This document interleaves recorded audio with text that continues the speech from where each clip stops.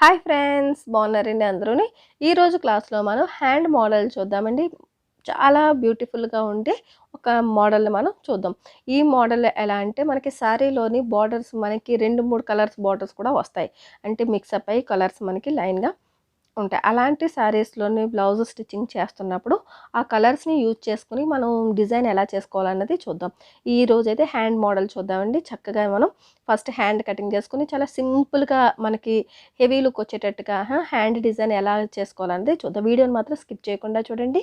మనకి అర్థమయ్యేటట్టుగా నెమ్మదిగా step by step చూపిస్తాను. చక్కగా మీ బ్లౌజ్‌ని మీరే డిజైన్ చేసుకోవచ్చు. సరేనండి. వీడియోలోకి వెళ్దాం.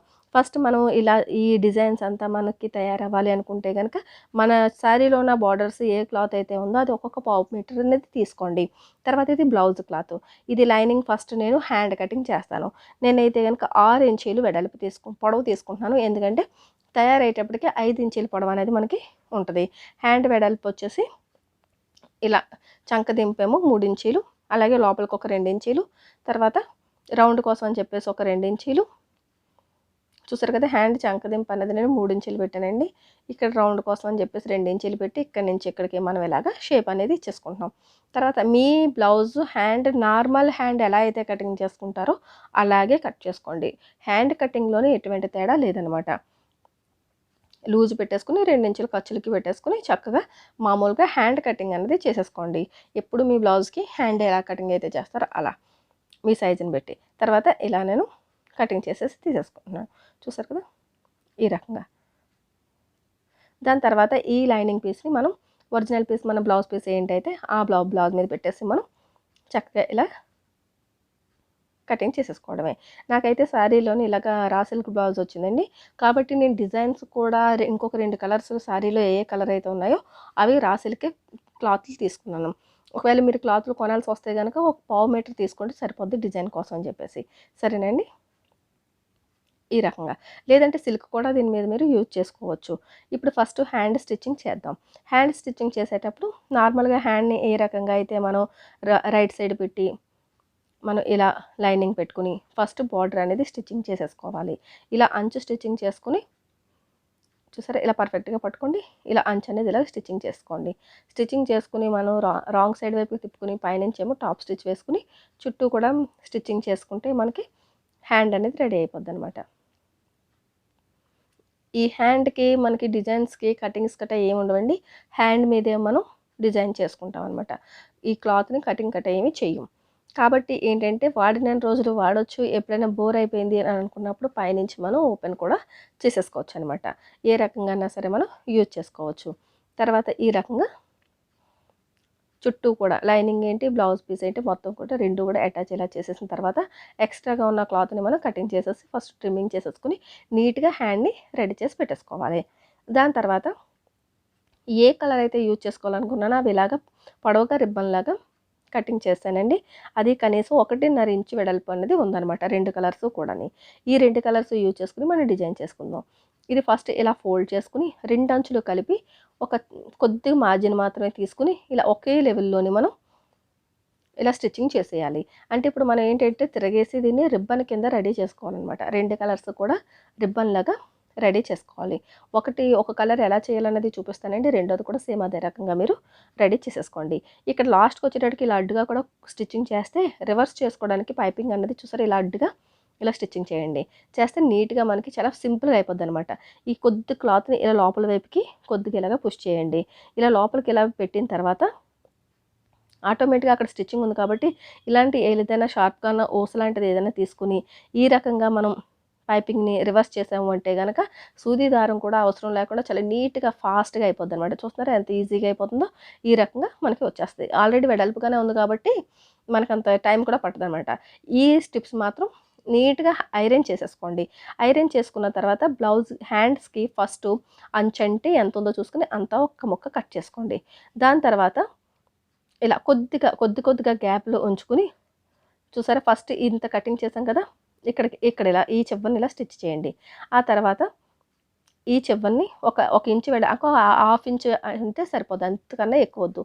మరీ ఎక్కువ గ్యాప్లు కాకుండా మ్యాక్సిమం గ్యాప్ ఉంచి ఇలా మనకి చూసారా ఇలా సరిపోయేటట్టుగా ఇలా తిన్నంగా పెట్టి ఇక్కడ ఎక్కువగా ఉంటే కట్ చేసేయండి.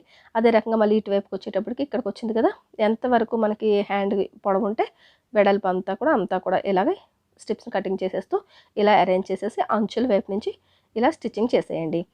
చూస్తున్నారు కదా, అన్నీ కూడా ఒకే వెడల్పున ఉండేటట్టుగా మెయింటైన్ చేసుకోండి. మీరు అరించి గ్యాప్ వదిలినా సరే, లేదంటే 3/4 ఇంచ్ గ్యాప్ వదిలినా సరే, కానీ అన్నీ కూడా ఒకే లెంత్లో ఉండేటట్టుగా చూసుకోండి. మీ హ్యాండ్ పొడవును బట్టి ఎన్ని ఇలా పైపింగ్లు వస్తాయో చూసుకుని చక్కగా ఇలా జాయింట్ చేసుకోండి. చూస్తున్నారు కదా, అంచులు మాత్రమే జాయింట్ చేస్తున్నాను, సెంటర్లో ఏమీ జాయింటింగ్ చేయట్లేదండి. అంచులు మాత్రమే ఇలా జాయింట్ చేస్తున్నాను. ఇక్కడ పెట్టారు కదా, ఇలా ఇక్కడ పెట్టేసి సేమ్ లెంత్ని మెయింటైన్ చేయండి. వెడల్పు అనేది సేమ్గా ఉండేటట్టు చూసుకోండి. తర్వాత కరెక్ట్గా సెంటర్లో వచ్చేసి చూసారా, హ్యాండ్ కటింగ్ సెంటర్ కట్ ఉంది కదా, ఇలా సెంటర్ కట్కి ఇలా ఒక పీస్ అనేది ఇలా రెండో కలర్ అనమాట, ఆపోజిట్ కలర్ అండ్ మన హ్యాండ్ పొడవు ఎంత అయితే ఉందో అన్నీ కూడా ఇలా ఒకదాని తర్వాత ఒకటి ఇలా అరేంజ్ చేసి ఇలా పెట్టుకోండి. ఒకవేళ మీకు ఏమైనా కదులుతున్నట్టుగా అనిపిస్తే కనుక పిన్స్ పెట్టుకుని సెట్ చేసేసుకోండి, మీకు పర్ఫెక్ట్గా ఉంటుంది అనమాట, ఎక్కడ కూడా కదలకుండా ఉంటాయి. అదే రకంగా ఇలా ఎన్ని పీసులు అయితే అవుతాయో అన్ని పీసులు కూడా హ్యాండ్ పొడవును బట్టి మీరు చక్కగా ఇలా కట్ చేసి ఫస్ట్ రెడీ చేసేసుకోండి.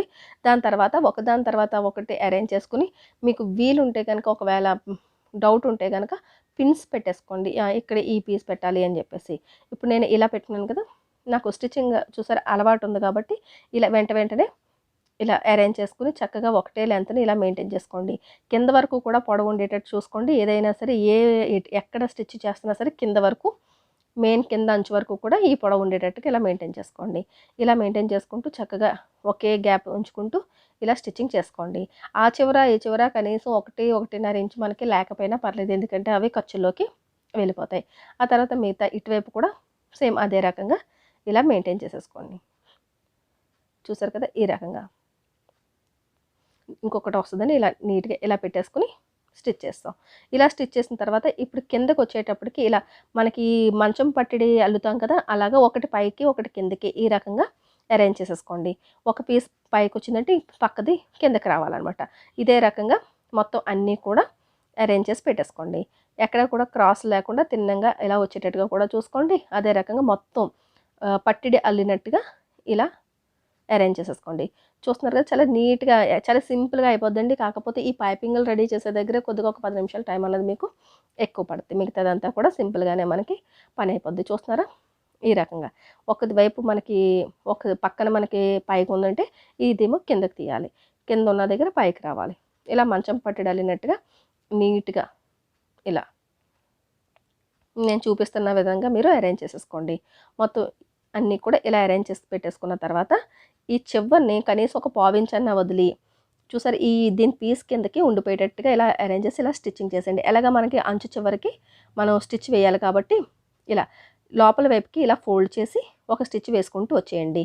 ఇలా కింద వైపు ఉందనుకోండి, ఫోల్డ్ ఏమో లోపల వైపు చేసి బ్లూ కలర్ కింద వచ్చేటట్టుగా పెట్టి స్టిచ్ చేసేయండి. అదే పై వైపున ఉన్నదైతే కనుక ఇలా పైనుంచి బ్లూ కలర్ కిందకి ఫోల్డ్ అయ్యేటట్టుగా చేయండి. ఇదే రకంగా మొత్తం అన్నీ కూడా చక్కగా కొద్దిగా కట్ చేసి, ఎక్కువగా మిగిలితే కనుక కొద్దిగా కట్ చేసి నీట్గా స్టిచ్ చేసేయండి. చూస్తున్నారు కదా, ఇలా కొద్దిగా కట్ చేయండి. ఇలా లోపలికి ఫోల్డ్ చేసి ఈ బ్లూ కలర్ కిందకు వచ్చేటట్టుగా ఇలా స్టిచ్ చేసేయండి. ఇలా అంటే అంచులు మనకి ఈ లైట్ కలర్ ఫ్రోజీ కలర్లో ఉన్న అంచులు అన్నవి కనిపించకూడదు అనమాట, అవి కవర్ అయిపోవాలి. ఇలా ఫోల్డింగ్ చేసుకుంటూ పైనుంచి కింద మనకి హ్యాండ్ బార్డర్ వచ్చినట్టు కూడా వస్తుంది బ్లూ కలరు, నీట్గా కూడా మనకి ఈ ఫినిషింగ్ కూడా వచ్చేస్తుంది అనమాట. మిగతా సైడ్లో అయితే కనుక హ్యాండ్ జాయింట్లో గట్టా పోద్ది, కాబట్టి ఫినిషింగ్ చేయాల్సిన అవసరం ఉండదు. ఇది మాత్రం ఈ అంచును మాత్రం ఇలాగా ఫినిష్ చేసేసుకోండి. చూసారు కదా, ఈ రకంగా ఇది లాస్ట్ ఫైనల్గా ఒకటి మిగిలిందండి, ఇది కూడా లోపల వైపు ఇలా ఫోల్డ్ చేసి ఇలా స్టిచ్ చేస్తాం. తర్వాత రెండో బార్డర్ కూడా ఇలా స్టిచ్ చేసేస్తే హ్యాండ్ అంచు అన్నది మనకి స్టిచ్ అయిపోయినట్టే. ఇది చూస్తున్నారు కదా, ఈ రకంగా నీట్గా మనకి ఫినిషింగ్ కొట్టేటట్టు మాత్రం చూసుకోండి. కింద బార్డర్ మాత్రం ఫినిషింగ్గా కుట్టుకుంటే మిగతాదంతా కూడా ఆటోమేటిక్గా మీకు వచ్చేస్తుంది. చూసారు కదా, ఈ రకంగా. తర్వాత ఇలా మనం అన్ని జాయింట్లు అయిపోయినాయి కాబట్టి 4 వైపులా కూడా మనం జాయింట్ చేసుకున్నాం. ఇలా ఈ స్టిప్స్ని కూడా ఇలా స్టిచ్ చేసేయండి. చక్కగా ఇలా కుట్టు వేసేసుకుంటే సరిపోద్ది అనమాట. ఇలా నీట్గా అన్నీ కలిపి స్టిచ్ చేస్తారంటే కనుక పైకి లేచినట్టుగా ఉండకుండా పర్ఫెక్ట్గా మనకి సెట్ అయిపోతాయి. ఎక్కడా కూడా ఇంకా లేచినట్టుగా కనిపించవు. ఒకవేళ మనం శారీ వేసుకున్న తర్వాత కూడా ఏదైనా తగిలి మనకి ఈ డిస్టర్బెన్స్ అన్నది ఉండదనమాట. ఇలా నీట్‌గా స్టిచ్ చేసేసుకోండి. ఈ బ్లూ కలర్ అంచు నుంచి ఇలా స్టిచ్ చేసుకుంటే ఆటోమేటిక్‌గా మీకు స్ట్రెయిట్‌గా లైన్ అనేది వచ్చేస్తాయి. ఆ తర్వాత ఇలా తిప్పి మళ్ళీ ఇటువైపు అంచు కూడా ఇలా స్టిచ్ అనేది చేసేసుకోండి. ఏ కలర్ అయితే మనకి కనిపించకుండా ఉంటదో ఆ కలర్ దారాన్ని మనం యూజ్ చేసుకుంటే సరిపోద్ది. సరేనండి. చూసారా ఈ రకంగా నేనైతే బ్లూ కలర్ థ్రెడ్ యూజ్ చేస్తున్నాను. నీట్‌గా అన్నిటికి సరిపోద్ది. ఈ రకంగా మొత్తం స్టిచ్ అయిపోయినాయి. ఇలా స్టిచ్ అయిపోయిన తర్వాత ఇలా రివర్స్ చేసి మనకు అంచు కన్నా ఎక్కువగా ఏమన్నా ఈ ముక్కలు ఉన్నాయి కదా, ఇవన్నీ కట్ చేసి ట్రిమ్ చేసి తీసేసుకుంటే హ్యాండ్ అనేది పర్ఫెక్ట్‌గా రెడీ అయిపోద్ది. తర్వాత మధ్య మధ్యలోని ఇలా గోల్డ్ బీడ్స్ అనేవి చూసారు కదా, పూసలు అనేవి నేను స్టిచ్ చేసేసాను. చూసారా ఎంత మంచి లుక్ వచ్చిందో, ఏదో పెద్ద హెవీ వర్క్ చేసినట్టుగా ఎంత బాగుందో చూసారా. ఒకసారి మీరు కూడా ట్రై చేయండి తప్పకుండా. చాలా బాగుందండి. నేనైతే నా బ్లౌజ్‌కి స్టిచ్ చేసుకున్నాను.